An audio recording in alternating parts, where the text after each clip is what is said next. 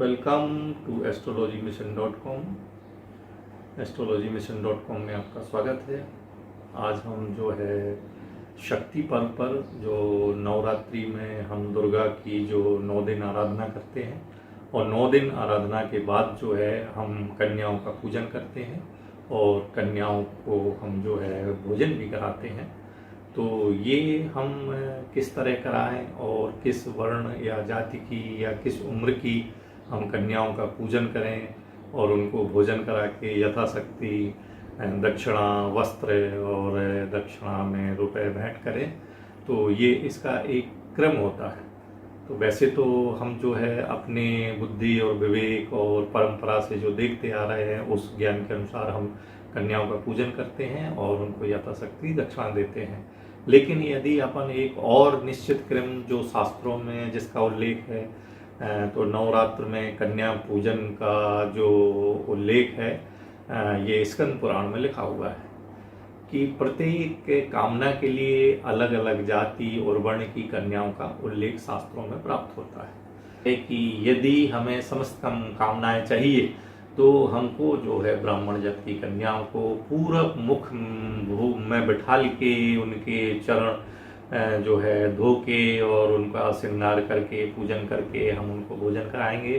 अपन को जो कोर्ट कचहरी यदि हमारा केस चल रहा है या हमारा शत्रु परेशान कर रहा है या हमें शत्रु का भय है, इसको हमें दूर करने के लिए जो है क्षत्रिय जाति की कन्याओं को दक्षिण मुखी बिठा कर उनका पूजन करके ब्राह्मण कन्याओं क्षत्रिय कन्याओं का भोजन कराएं और उनको यथाशक्ति दक्षिणा दें। और यदि हमारे धंधे में बढ़ोतरी करना है और तो हमें वैश्य जाति की कन्याओं को जो है वो उत्तर मुखी बैठा के हमें उनका जो है पूजन भोजन और उनको दक्षिणा देना चाहिए। और निस्संतान दंपतियों के लिए जो है शूद्र जाति की कन्याओं को पश्चिम विमुख करा के उनका जो है पूजन करना चाहिए, उनका श्रृंगार करके भोजन करा के यथाशक्ति दक्षिणा देना चाहिए। तो इसमें जैसा कि परंपरागत देखा गया है कि कन्याओं के साथ में हम एक बटुक आचार्य का भी भोजन कराते हैं। और ये जो कन्याओं का भोजन है ये इसमें कन्याएं विषम संख्या में होना चाहिए, जैसे 3 कन्या या 5 कन्या या 7 कन्या या 9 कन्या, खासतौर से विषम कन्याओं का हम पूजन करते हैं। शास्त्रों में कन्या पूजन की विशेषताओं के साथ कन्या की रूप और आयु के संबंध में भी निर्देश दिए गए। कन्या की आयु कही गई है कि 2 वर्ष से 10 वर्ष के मध्य में होना चाहिए।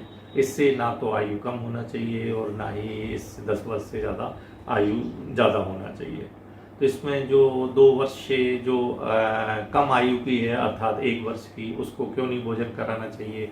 तो स्कंद पुराण में लिखा है कि इसमें मोहस नामक एक दोष लगता है, इसलिए हमें कन्या 2 वर्ष से और 10 वर्ष के बीच में लेना चाहिए। जो 2 वर्ष की कन्या होगी वो कुमारी कहलाती है और जो 3 वर्ष की है वो त्रिमूर्ति कहलाती है और जो 4 वर्ष की कन्या है वो जो है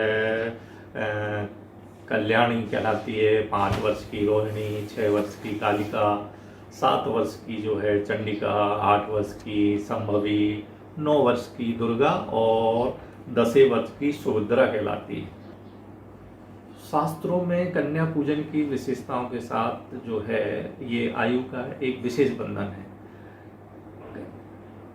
ये भी ध्यान रखें कि किस कन्या का हम पूजन कर रहे हैं।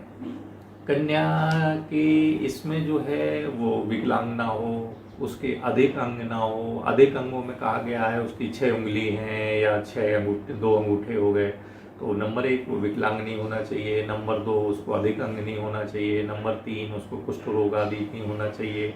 तुतलाने वाली जिसको बोलने में जो हकलाहट होती है वो नहीं होना चाहिए। उस कन्या के शरीर में जो है गांठें नहीं होना चाहिए, फोड़े फुंसी वाली कन्या नहीं होना चाहिए तथा और अंत में ना उसके चेहरे और हाथों में उसको घाव होना चाहिए, ना ही शरीर पर बहुत बाल होना चाहिए, उसको कोई आंतरिक रोग भी नहीं होना चाहिए। ऐसी कन्याओं का पूजन कराएं। अतः देवी के स्वरूप और कन्याओं के पूजन और भोजन में ये ध्यान रखें कि जो कन्या है उसको देखने से हमें उसमें देवी छवि देखे, उसमें सहज भोलापन देखे और उसमें ये जो जिन लक्षणों को मना किया गया है वो लक्षण ना देखे।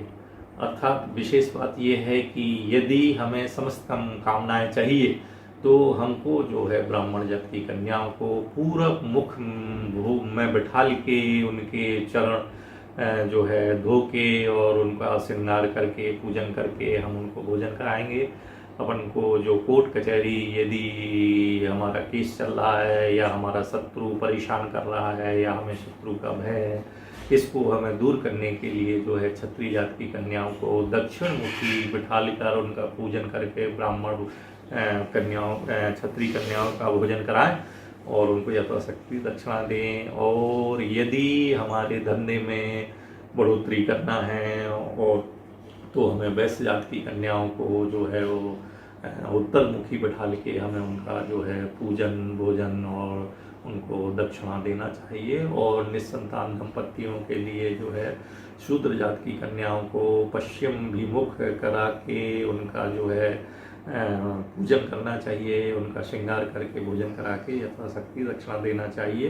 तो इसमें बटुक आचार जो है ये भी आपका 2 वर्ष से लेके 10 वर्ष के बीच का हो सकता है। तो पहले अपन बटुक आचार को बिठा लेंगे और इसके बाद जो है कन्याओं को क्रमशः उम्र के हिसाब से बिठा देंगे। और ये कन्याएं जो है विषम संख्या में होना चाहिए, अर्थात 3, 5, 7 और 9 होना चाहिए। और इनमें जो लक्षण या जो बुरी बातें बताई गई हैं, जैसे ये विकलांग ना हो, ये अधिक अंग ना हो, इनके शरीर में कोई गांठें ना हो, आदि आदि जो भी बताया गया है, ऐसी कन्याओं को हम जो है कन्या पूजन में नहीं लेंगे, बस भले ही हम उनको बाद में भोजन करा के उनको दक्षिणा दे दें।